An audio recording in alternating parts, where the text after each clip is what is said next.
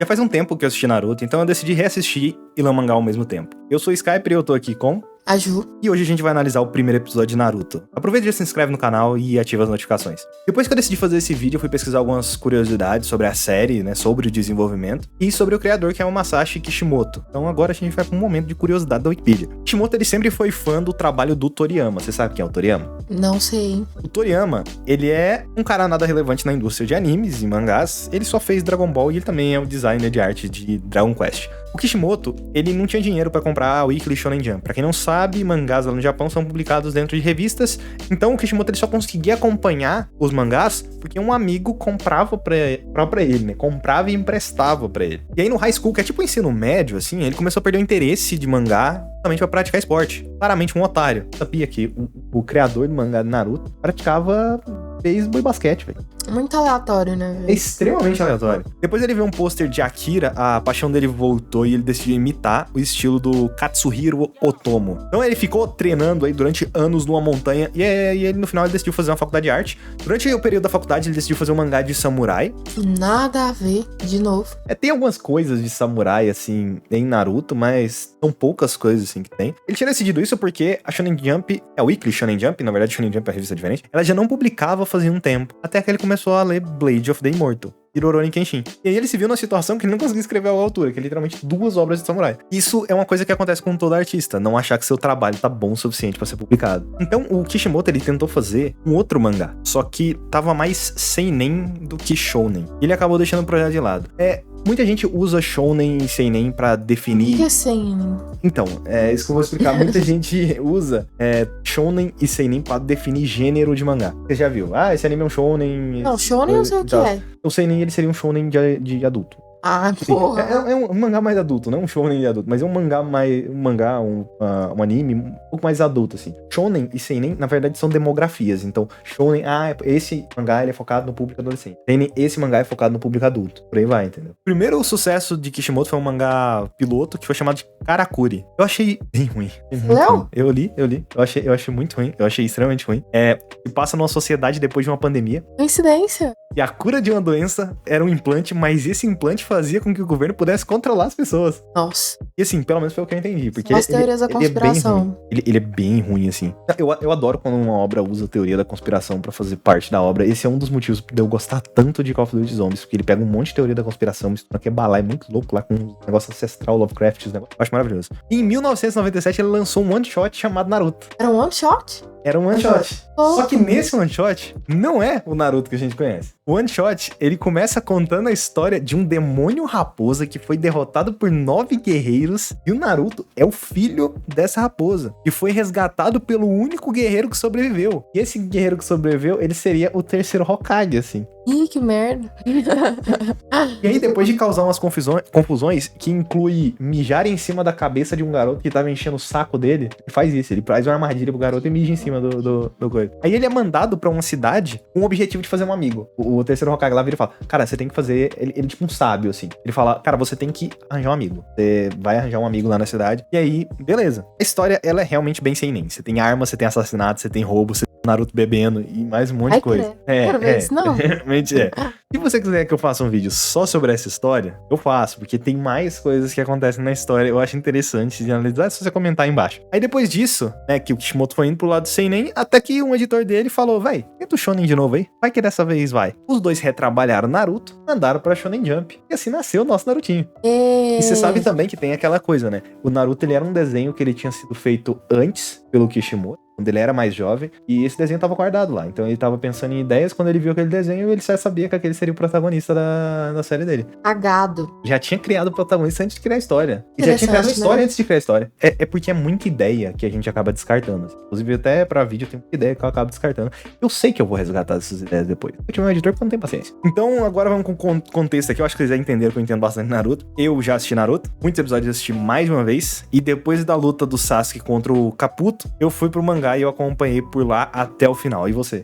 Eu assisti Naruto, não lembro demais sobre isso, gente. Só que eu lembro de algumas coisas. E aí a gente assistiu o primeiro episódio. a gente assistiu o primeiro episódio pra fazer essa análise. Eu lembro que a Quarta Guerra Ninja, ela tinha muitos fillers, o que era extremamente chato de acompanhar. Já na questão do jogo, eu acompanhei do Storm 2 até o fechamento fantástico, que é o Storm 4. Lembrando que o Storm 4, inclusive, ele terminou antes do anime. Aí assim que o anime acabou, eu voltei a assistir o que faltava. Queria ver os fillers, inclusive. Então hoje a gente vai analisar o primeiro episódio de Naruto e como ele funciona pra apresentar os personagens, o universo e a trama. E justamente pra isso eu vou repetir o que eu falei aqui, porque eu não sei por que eu coloquei no roteiro. Eu vou assistir o anime e ler o mangá, justamente pra fazer essas comparações. Então essa análise é totalmente pra quem já assistiu Naruto. E se você não assistiu, eu não recomendo você ver esse vídeo, pelo menos a partir daqui, porque vai ter spoiler de coisa que acontece lá na frente. Não vai ter tantos spoilers assim, é só algumas coisas de contexto. Eu vou tentar deixar sem spoiler grandes acontecimentos e coisa, mas vai ter um pouquinho de spoiler. Então, bora lá. A primeira cena é a da raposa. E fazia muito tempo que eu não via essa cena da raposa destruindo tudo. Eram tempos mais simples. Era legal. Mentira, não era legal não, gente. Na verdade, tipo assim, eu sei que eu assisti com 10 anos. E depois eu assisti de novo. Tipo, eu assisti no SBT um pouquinho, depois eu assisti de novo quando eu tinha uns 13 anos. 14. Na verdade, eu acho que, corrigindo a informação, eu acho que o primeiro anime que eu assisti foi Cavaleiro do Zodíaco. E depois eu assisti Naruto. Acho que, Sim, foi acho que você me falou isso. nessa ordem, porque eu lembro de alguém alugar pra mim as fitas de Cavaleiro do Zodíaco. E eu achava muito legal ver aqueles bonecos se vai na porrada e sangrando tudo. Era muito legal, velho. Eu ainda gosto de Cavaleiro do Zodíaco até hoje. E eu consigo fazer essa análise de Cavaleiro do Zodíaco também. Eu gosto, eu reassistiria Cavaleiro do Zodíaco só pra fazer isso. E hoje em dia, eu assisti lá no quinto ano. Hoje em dia eu tô na faculdade e a vida é uma bosta. Mas tudo bem. Uma coisa que eu achei interessante nessa cena, além de ter um raposo gigante de 9 caudas matando todo mundo, o quarto Hokage, ele tá em cima de um sapo. Ele faz um movimento de mão. E nesse movimento sai um brilho que faz a transição pra próxima cena. Só que no futuro essa cena muda. Você chegou a ver a comparação das duas? Não, No futuro, o Minato ele tá em cima do monumento do Hokage. foi essa que a gente... Não, ele tava em cima do Gamabunta, o sapo gigante. Na minha cabeça, Você não vê era... tanto Não que foi isso que a gente você vê viu. tanto que a memória buga a pessoa. Minato tá em cima do monumento dos Hokages, a raposa solta uma Bijudama, e quando chega perto, ele teletransporta a Bijudama pra longe, ele salva a aldeia da explosão. Não teve Bijudama no primeiro episódio. Não teve nada. Ele só segura a Kunai pra frente, que a gente não consegue ver de perto, só segura a Kunai pra frente, isso, sai a luz, faz a transição. É um erro de continuidade?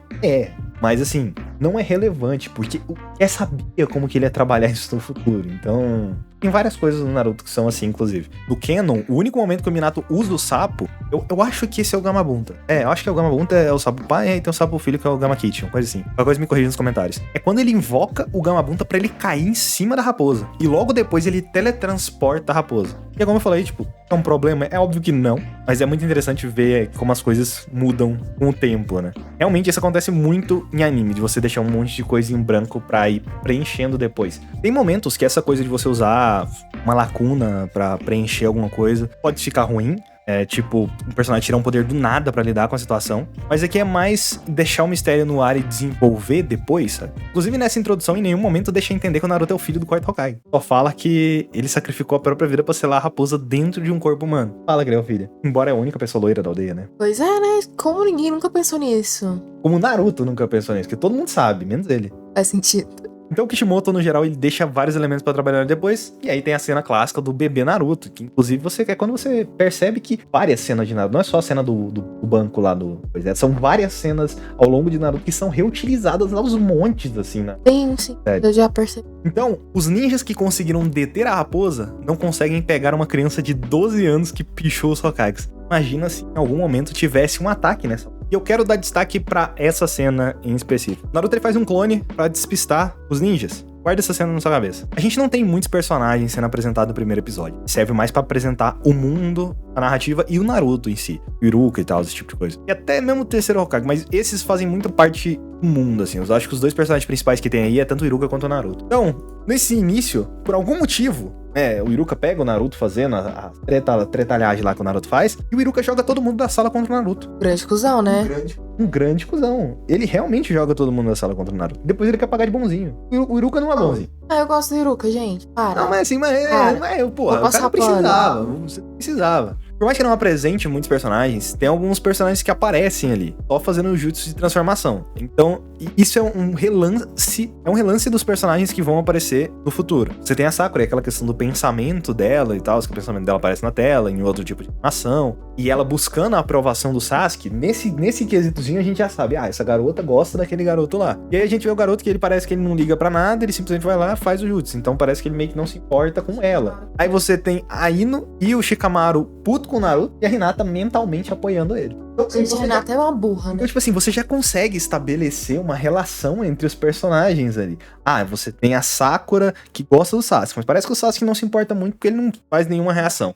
Aí no Shikamaru tão puto com o Naruto porque o Naruto só faz merda o tempo todo. Então já pra insinuar que o Naruto é o garoto problema ali da situação. E a Hinata, ela gosta do Naruto. Então você já tem... Olha o tanto de coisa que você consegue estabelecer em uma cena só. E cara, a narrativa é muito legal. A narrativa é muito... E aí é quando o Naruto vai fazer o jutsu de transformação e ele faz o famoso jutsu sexy. Calma que isso vai voltar depois. Quê? Jutsu sexy. No meio do episódio? No meio do episódio. Ele volta no mangá. Então não é no meio do episódio. Aí o Iruka fala, você não vai pra casa até limpar tudo. Aí o Naruto, e daí? Não vai ter ninguém me esperando mesmo? A gente fica triste já, solta aquela lágrima. Pra gerar empatia, né? E eu gosto muito de ver como que as histórias explicam algumas coisas. Iruka perguntando por que o Naruto pichou o monumento e ele dizendo que os Hokages foram os maiores ninjas de sua época e aí ele menciona o quarto Hokage. E aqui a gente descobre a ambição do protagonista. Naruto, ele quer ser Hokage. O que é muito estranho, porque o Iruka fica com uma cara de surpresa. O Iruka não sabia disso. Eu não reparei. Não sabia, ele faz uma cara tipo assim...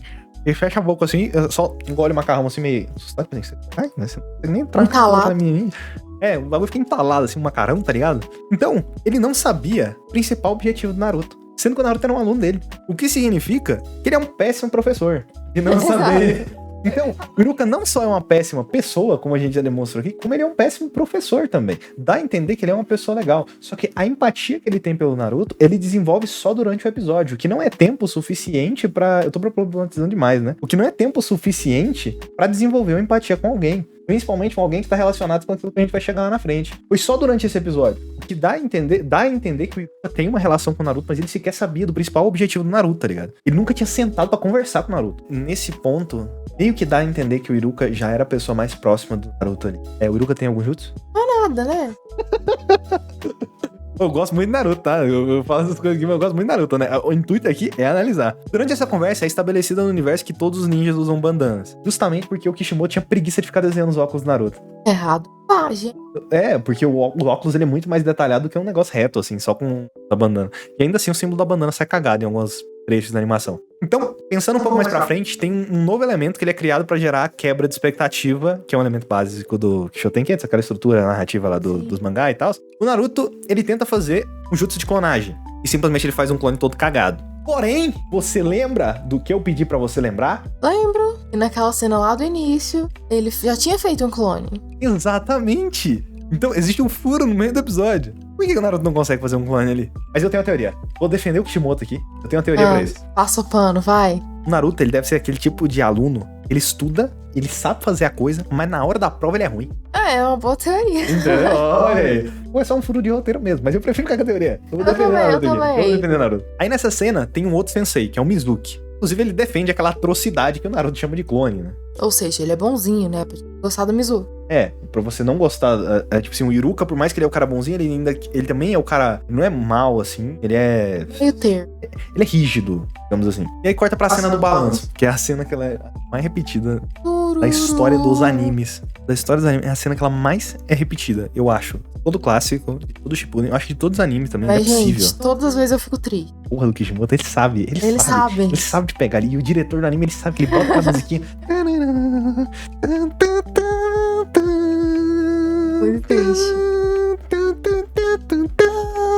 E aí, naquele momento, mostra uma coisa muito interessante, que é duas pessoas falando sobre o Naruto. Ele foi o único reprovado da academia, e elas falam que ele é... Aí a outra diz que não pode falar sobre isso. Eu fiquei com raiva nessa cena, eu fiquei puta. É feito pra você odiar as pessoas da aldeia e mostrar como que as pessoas da aldeia são contra o Naruto, né? Então, você sabe quando as pessoas acham que não falar de um problema vai fazer ele ir embora? Nossa, isso é uma merda. Isso é uma merda. Você já viu isso acontecer? Você já viu em algum momento isso acontecer? Alguém não falar de um problema e o problema simplesmente aparecer? Tipo, na vida? Geral.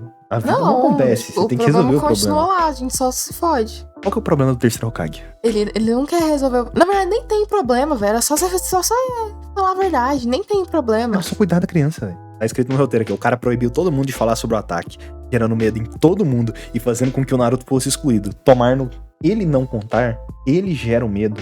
O próprio Estado deu com o Naruto, entendeu? É por isso que a gente como brasileiro se identifica com o Naruto. O Estado fode nós também. O Naruto, ele é uma pessoa que ele quer ser aceito. E aí quando você tá na merda, vem alguém com uma solução fácil, as pessoas acabam abraçando aquela chance de fazer algo fácil. Tô olhando pra você, ano de 2018. Eu não tive nada a ver com isso. Não, eu também não. Mas eu tô falando, tipo assim, em geral. E isso acontece quando o Mizuki fala sobre um atalho pra ele conseguir ser um ninja. E além disso, ele comenta sobre o Iruka ter crescido sozinho com ele, blá blá blá. E aí corta pro Iruka deitado, pensando no ataque da raposa. E aqui é revelado o que aconteceu. A raposa selada dentro do Naruto é responsável por matar os pais do Iruka. Todo o sofrimento gerado na vida dele foi por causa do demônio que tá dentro da criança. E deve ser muito difícil desassociar uma coisa com a outra. Porém, eu não acho que esse é o momento certo de fazer essa revelação. Porque essa revelação ela é feita 2 vezes. Ela é feita uma vez pra audiência e ela é feita uma vez pro Naruto. Quando a gente vai lá na frente, eu vou voltar pra gente retomar essa parte. Por algum motivo aleatório, o Mizuki ele vai atrás do Iruka pra dizer que o Naruto roubou o pergaminho sagrado que contém jutsus secretos. Interessante, pra deixar claro que existem jutsus secretos nesse mundo. É mais uma construção do que tem naquele mundo. O Iruka ele nem questiona o porquê que o Mizuki veio primeiro até ele e já não foi direto atrás do Naruto. O Iruka ele tinha que questionar, mas eu acho que pelo fato de ser tão grande, o Iruka ele não questiona. Dá pra justificar desse jeito também. E aí o Naruto, lendo o pergaminho, ele menciona o Jutsu Clone das Sombras. Supostamente, o pergaminho contém segredos da vila que se caírem em mãos erradas, pode dar merda. Como é que o Naruto conseguiu roubar isso então, tio? Como? Deram pra ele. Quem? O menino lá, o... Ué, mas o objetivo dele não era roubar o pergaminho? Mas aí eu botar a culpa no Naruto. Minha cabeça era isso. Não, mas se ele pegasse o pergaminho só, fosse embora, e quem ia pegar os alunos da vila, os alunos da vila? E o... Não, aí você já tá me complicando. Os moleques da... Não, ele só queria alguém pra botar a culpa, entendeu? Não, mas ele poderia simplesmente pegar o pergaminho e ir embora. Depois fala, gente, pegaram o Naruto pra me dar esse negócio aqui. Vou guardar ali pra vocês. O anime não fala como que o Naruto conseguiu roubar isso. A resposta ela tá no mangá. Antes eu queria situar o que estava acontecendo. Mais ou menos nessa época, eu pesquisei, eu não consegui ver as datas específicas, mas estava próximo do acontecimento do terceiro Hokage lutando contra o Orochimaru. Então, eu acho que eles quiseram criar uma situação em que o terceiro Hokage é mais respeitado. Lembra que eu te falei, enquanto a gente assistia, que todo jutsu que tem dentro do anime desse primeiro episódio, ele é usado pra alguma coisa? Sim. Todos eles. E é justamente a resposta do mangá. O Naruto, ele entra na casa do terceiro Hokage, ele usa o jutsu sexy que desestabiliza o terceiro Hokage desmaia. Mentira. É sério. E aí o Naruto pega o pergaminho e foge. Ninja, realmente, né? Puta que pariu, mereceu aquela bandana. Tô falando, o terceiro é um bosta. O cara não conseguiu lidar com uma criança de 12 anos. E aí é o que eu falo. E por que o Mizuki não roubou o pergaminho direto? Porque usou o Naruto. Na real, o plano do Mizuki era espalhar a informação pro máximo de pessoas possível, se livrar do Naruto e fugir com o pergaminho. Mas é muito trabalhoso, porque você tem que espalhar a informação, você tem que ir atrás do pergaminho, tem que ir atrás do Naruto. Do pergaminho com o Naruto depois. Muito complicado. Mas em parte eu acertei, então. Mas olha o tanto que foi fácil derrubar o terceiro Hokage. Ele foi inteiro naquela bolinha. O Iruka encontra o Naruto primeiro e o Naruto revela o que o Mizuki disse. Quem aprende um jutsu do pergaminho pode passar na academia. Diz que só conseguiu aprender um jutsu. Aí o Mizuki chega e fala que mentiu, mas não só isso.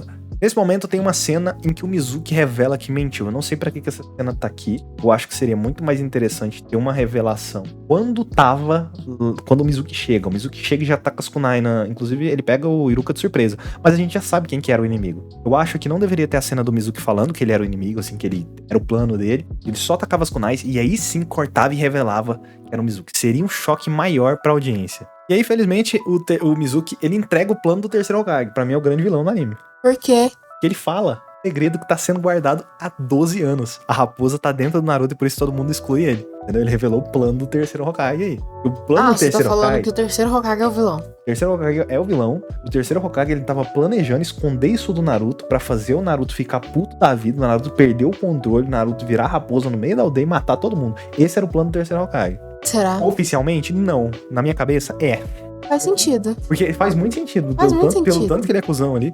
Só que aí ele foi pego pelo Orochimaru no meio lá, o Orochimaru achava que tava coisa. Tanto que isso é pra outra coisa. Mas na luta contra o Orochimaru ele não se solta 100% pra... Ele não quer matar o Orochimaru. Então olha aí. Gente, tá tudo se conectando. Tudo se conecta Tudo aqui. se conectando. A raposa, ela tá dentro do Naruto e por isso todo mundo exclui ele. Pra gente isso não é um segredo, porque foi contado no início do episódio. Deveria ter guardado um pouquinho mais pra depois. E é aquela coisa, não acham estranho a forma que tratam você? Aí tem o flashback do terceiro Hokage falando que o Naruto faz essas coisas porque foi rejeitado a vida toda e faz justamente pra chamar a atenção, vai tomar no seu...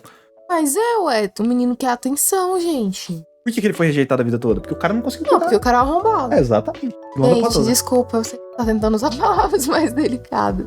Perdão. Iruka, o Naruto jamais teve uma mãe ou um pai que se preocupassem com ele. Ele foi marginalizado e não sabe o porquê. Muitas pessoas sequer o olham. Como você se sentiria se a todo lugar que fosse as pessoas lhe virassem as costas? É por isso que ele se mete em confusão. Bota na frente desse terceiro Hokage que eu quebro ele na base da porrada. Eu ajudo também. Eu entro no sétimo portal só pra acabar com a raça desse vagabundo. Brabíssimo. E aí tem a cena clássica do Iruka levando um Shuriken nas costas, essa cena é maravilhosa. Ele fica quase paraplégico, aí ele começa a falar da vida dele, que ele perdeu os pais, e sabe como é que é. Não, ele fica um tempão daquele jeito, do nada ele levanta, tira o negócio das costas como se não fosse porra nenhuma. É. E aí ele fala que, nossa, que eu também queria a atenção das pessoas. Aí o Mizuki, aí tem a revelação que é interessante, que essa aqui não deveria ter sido contada antes. Mizuki conta que os pais do Iruka foram mortos por causa da raposa, faz o Naruto fugir. Cara, imagina o tanto de informação. A atitude do Naruto é totalmente certa em fugir, mas eu não acho que era o momento certo pra contar, tipo, aquele era o momento certo pra contar, mas não deveria ter aquele flashback antes que o terceiro faz. O terceiro só tá lá pra atrapalhar. O terceiro, ele atrapalha até o nosso entendimento da história, até a forma como a gente vê a história. Respira. Então, tipo, cara, o Naruto, ele tá recebendo aquele tanto de informação, ele tem 12 anos, agora ele tá entendendo porque todo na vila, tudo um bando de desgraçado, o terceiro Hokage vendo tudo numa bola de cristal e não faz nada, ele fica... E aí depois ele fala, se o Naruto continuar usando o pergaminho, o lacre que prende o espírito da raposa pode romper e a besta sair. Cara, pior que essa é a voz dele na dublagem. Cara... Como? Meu Deus, cara. Se você sabe que pode romper a besta sair, você sabe que o quarto Hokage se sacrificou pra isso, por que você não vai resolver, cara? Ai, ele só não é o pior Hokage porque tem um segundo. Ele é racista. Então, só. Menos pior. Eu tô até respirando aqui. Calma, muito ódio. Voltando pro Iruka indo atrás do Naruto, até que o Naruto ele dá uma cabeçada no Iruka. Aí o Iruka revela que é o Mizuki. E o Iruka revela... Pera. Eu tô confuso aqui, né? O Iruka revela que é o Mizuki e o Naruto revela que é o Iruka. O Iruka usou um jutsu. Caralho! Não eu tinha parado pra pensar. Mas ele tava ensinando esse jutsu, então, né, é o mínimo que ele poderia fazer.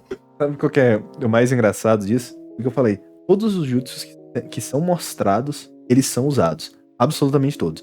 Transformação, ele é usado. Jutsu sexy, ele é usado no mangá. E o jutsu de clone, ele é usado também. Na real, isso aqui é bem interessante, porque foi mostrado o Iruka ensinando esse jutsu lá no início. E aí, como a narrativa é uma coisa genial, aquela cena foi mostrada justamente pra essa transformação não parecer algo que foi tirado do nada. Isso eu acho muito foda.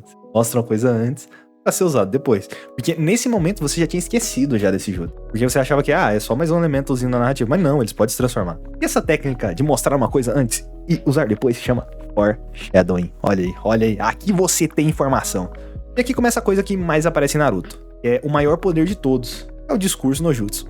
O Mizuki começa falando que o Naruto vai usar o pergaminho, mas aí o Iruka diz que o Naruto é especial. Você acha que o Naruto aprendeu o quê? O Iruka tem outro poder, ele sabe o discurso no jutsu. Ele usa o discurso no jutsu no primeiro episódio. Demais! O Iruka diz que o Naruto é especial. Aí o Iruka ia morrer que nem um bosta. Com o terceiro Hokage olhando, inclusive. Vou deixar aí. E rindo, debochando, fala kkk. Eu tô vendo essa merda, eu não vou fazer nada não. Eu vou continuar sentado vendo essa bola. O Iruka, eu acho que o Iruka ele deveria ser um pouquinho mais forte. Podia ser tipo o Kakashi, sabe? O Kakashi, quando ele morre, o Kakashi ele parece estar bem assim. Por mais que o Iruka e o Kakashi eles estão no mesmo nível ali, o Kakashi ele parece estar bem assim. Sim, ele era da Ambu e tal. A vida é difícil pra algumas pessoas, né? Não sabe o que ele teve que passar, né? Ele sabe sim. E aí tá lá o Mizuki confiante, e o Mizuki fala pro Naruto, eu acabaria com você com um soco. Debochado. Naruto faz 1000 clones. Aí é difícil acabar um soco. Só falta ele virar e falar, vem pro pau.